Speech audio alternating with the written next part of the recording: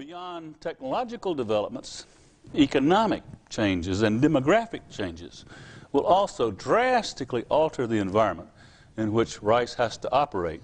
But even these changes are driven in large part by technology.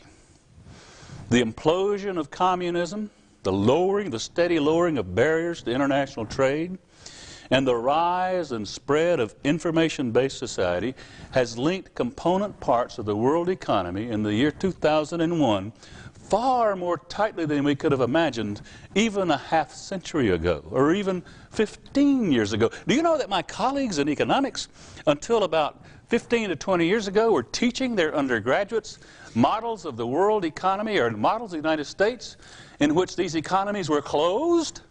That means they weren't accounting for flows of international capital and goods.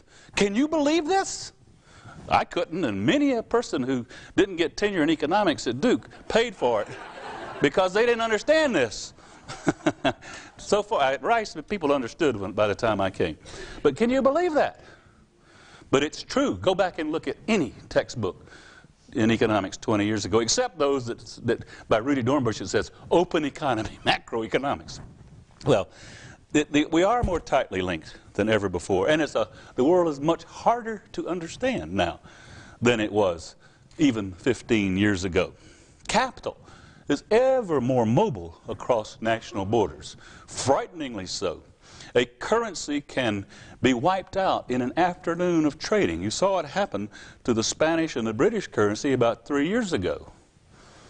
And it could happen to any currency, including that of the United States, particularly if we keep running large balance of trade deficits. But that's another story for another day.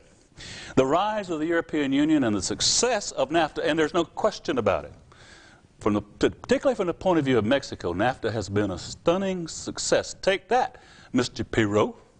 You know, I used to say, then when he was talking about that great, remember during the election, the great sucking sound? And I said at the time, and I say it again, that was the wind blowing between his ears. Because he never understood about trade, okay? He never understood. Other people did, fortunately.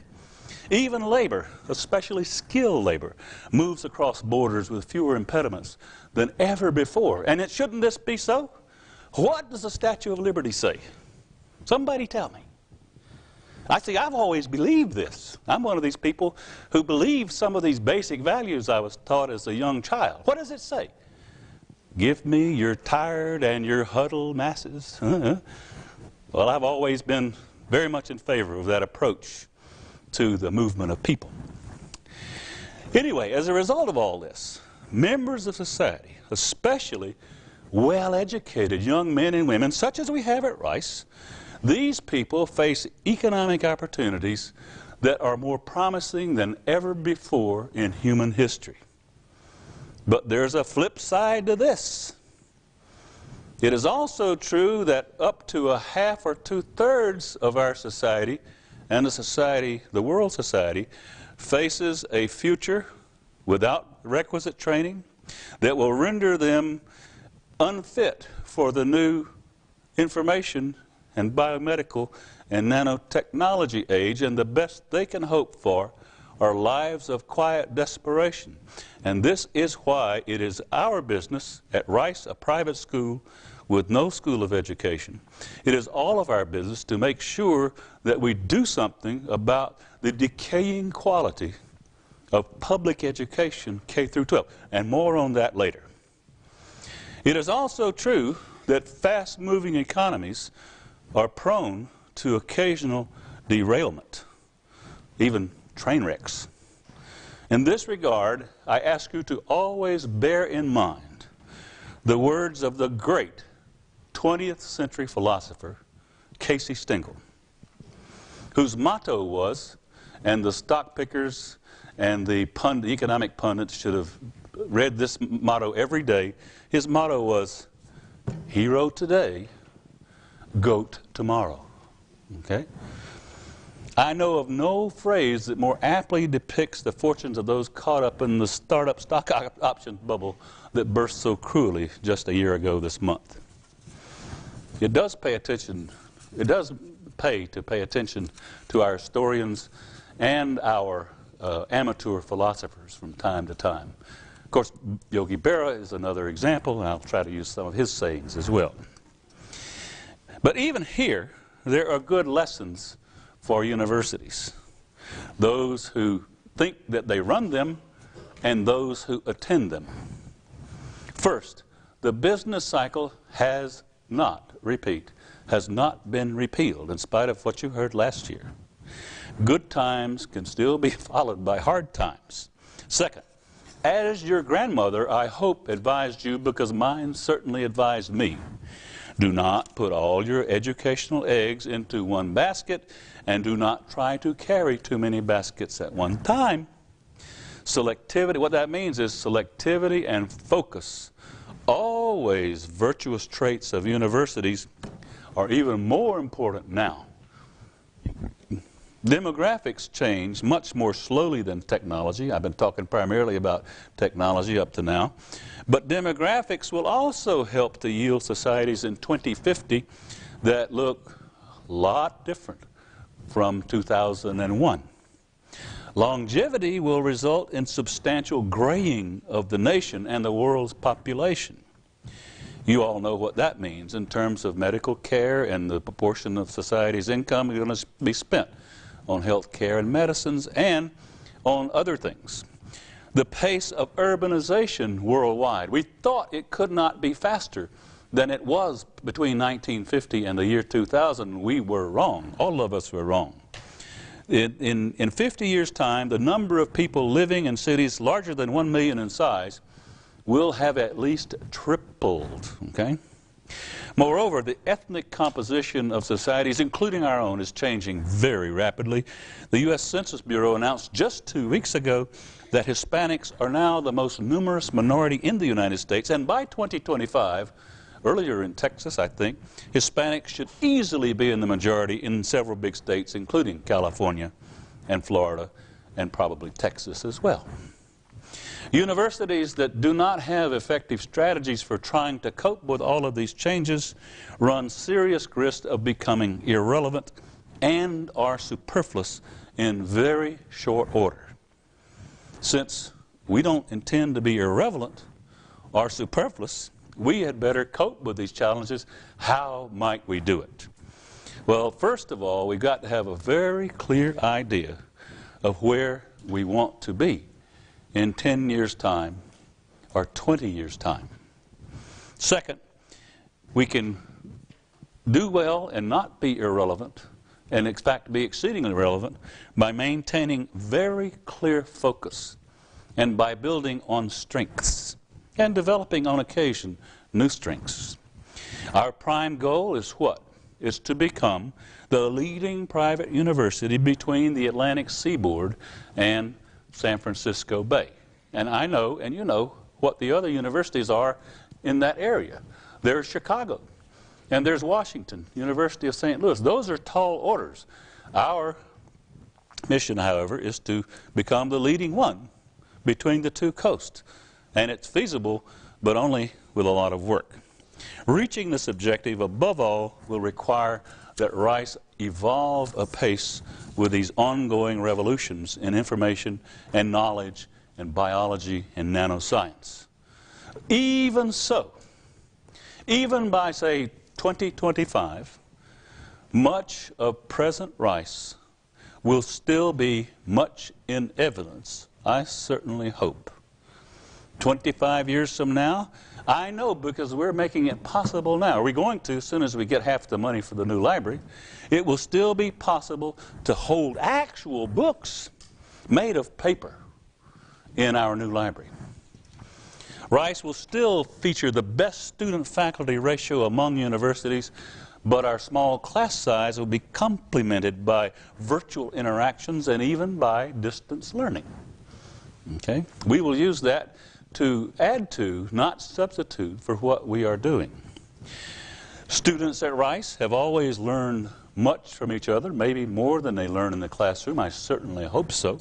That's why we try to get together all these bright young men and women in one spot. This will continue, but not in just 8 residential colleges, but 10 superbly appointed wireless colleges that will house 90% of the campus, and our state-of-the-art new library we hope to complete in 2005. Rice will continue as one of the few, one of the handful, really, if you really think about it, one of the handful of universities to uphold the essential unity of teaching and research by providing unsurpassed undergraduate education coupled with leading-edge scholarly research. I'm going to talk now about some measures that we can take to allow us to do all of these things. There are, I repeat, 2 things. Our uniquely sized university, and I don't think it should think about getting much bigger.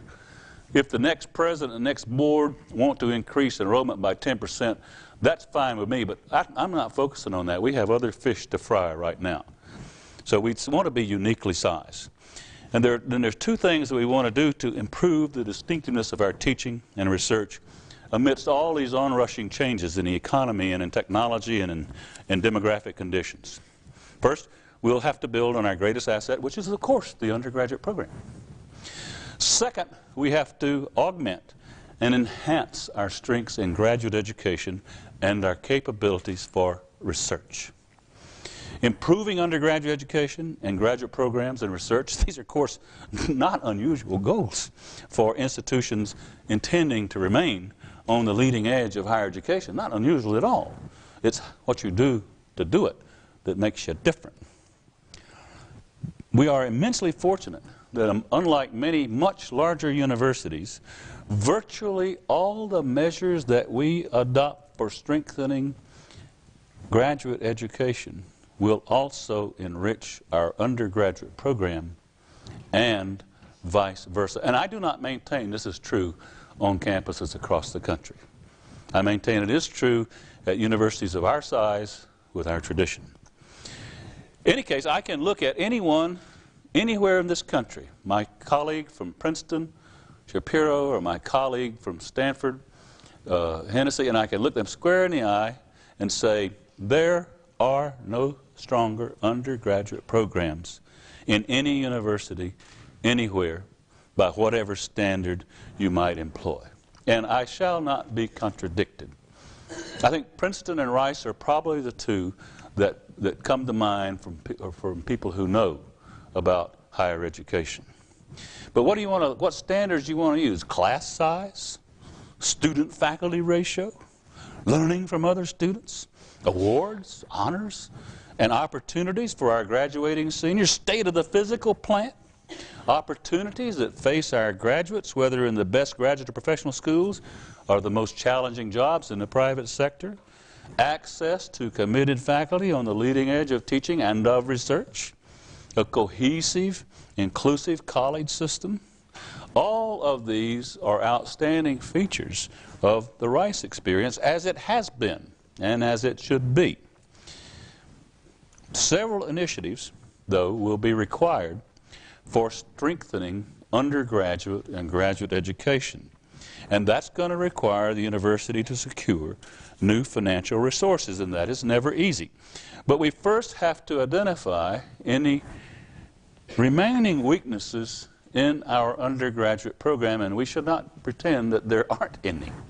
Nobody, least of all me, is satisfied that our undergraduate curriculum fulfills our educational objectives. Surely we can do much better than what we have. Our curriculum clearly produces extremely well-trained students. We have to be sure we are producing much better educated students. For example, we have to rethink what it means to be educated in a digital environment that is now pervasive and is becoming even more so. Nor can we claim that our present curriculum is fully suited for a world in which the significance of national boundaries diminishes with every passing month, not year, with steadily eroding barriers to the movement of people and goods and, thank God, ideas. Above all, we have to find better and better ways of fully challenging our bright students to make sure that they leave behind any intellectual excess baggage that they brought with them upon enrolling. And they bring plenty. And they bring also, with all their brightness, writing and communication skills that disturb me. And these are the best students in the country. That means I'm teaching a class this semester, and I have been so brutal, I'm sure I've broken some freshmen' hearts. But the quality of writing, this is the, I always used to say that I have been privileged to know a lot of pure mathematicians. And these people are a lot brighter than me, and many brighter than some of you. But I've always said that what distinguishes the pure mathematicians at Harvard and MIT from those at, let's say, Spearfish State somewhere, so to not make any invidious comparisons, what distinguishes the ones at Harvard and MIT from the ones at not so good schools is that the ones at Harvard can write. And you will think about it, and you'll see this is true too. We got to do something about this, because we're getting students who have not been asked to write, and they haven't learned to write. And we haven't been doing a good job of making sure that there's value added there, and we are going to do that particularly. It's the worst thing that ever happened to Rice students was my teaching this class this semester and having all these papers. Because, whoa, or the best thing, I guess. Okay, because I had not realized how serious the problem was. Now I talk to faculty members, they say, "Oh, you didn't know?" I said, "No, I didn't know. I've been trying to raise money and do these other things all these years. I didn't know. Now I know." Okay?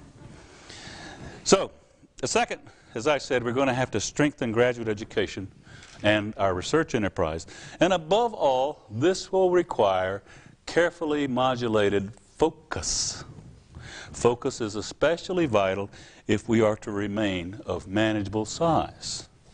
In particular, we have to place a premium on academic programs whose very presence contributes to the success of academic programs in other, sometimes related and sometimes unrelated fields.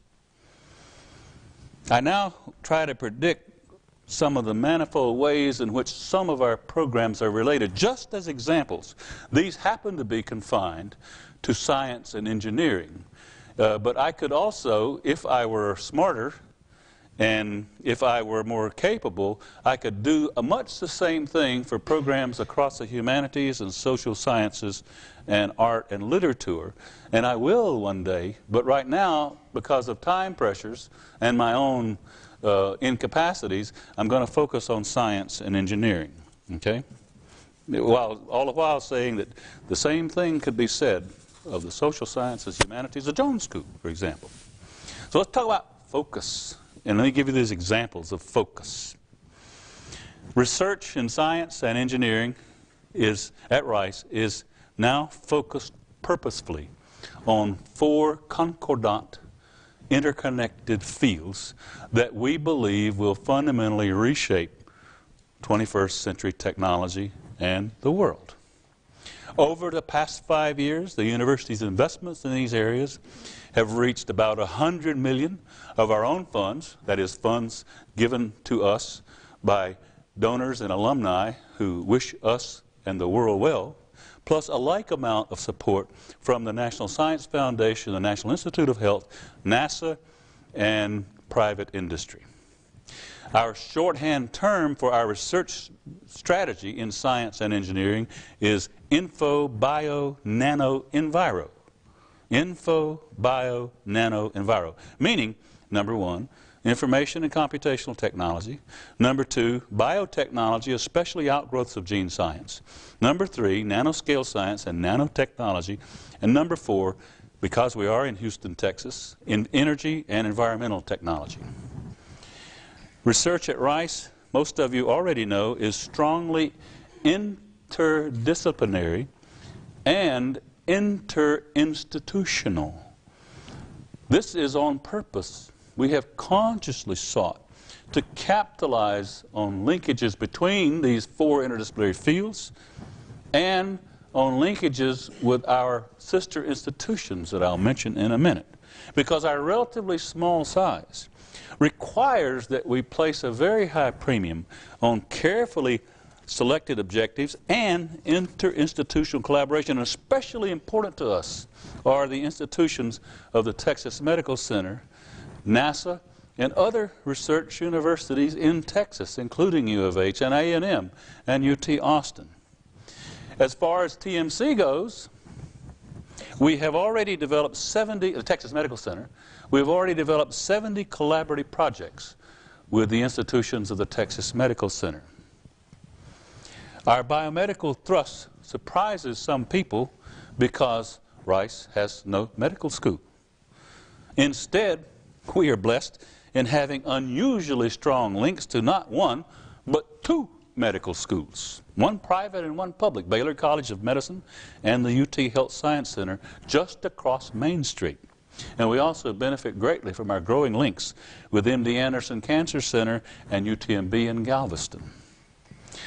A second reason for stressing research on biomedicine and life sciences at Rice arises from the nature of recent advances in the physical sciences and in engineering, as well as Rice's own history of achievement in these fields. Everybody knows that society is in the midst of this major revolution in biomedicine, but it's not widely understood, particularly by the powers that be in the past and the present administration in Washington.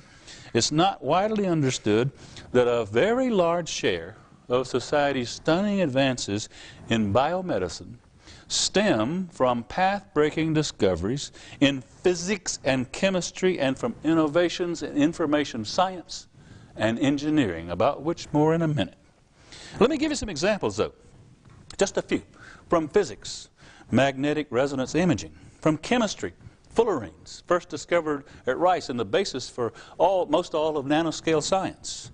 From computer science and applied math, new technologies indispensable for path-breaking work in tomography and genomics, and a new field about the folding of proteins called proteomics, which is even more promising than genomics.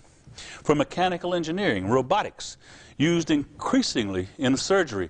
Hand tremors can never be eradicated from even the finest and the coolest surgeon. Okay? And a lot of surgery is going to be at the cell level in the future. A surgeon with hand tremors, even the best, will not be able to do that. With robotics, you can.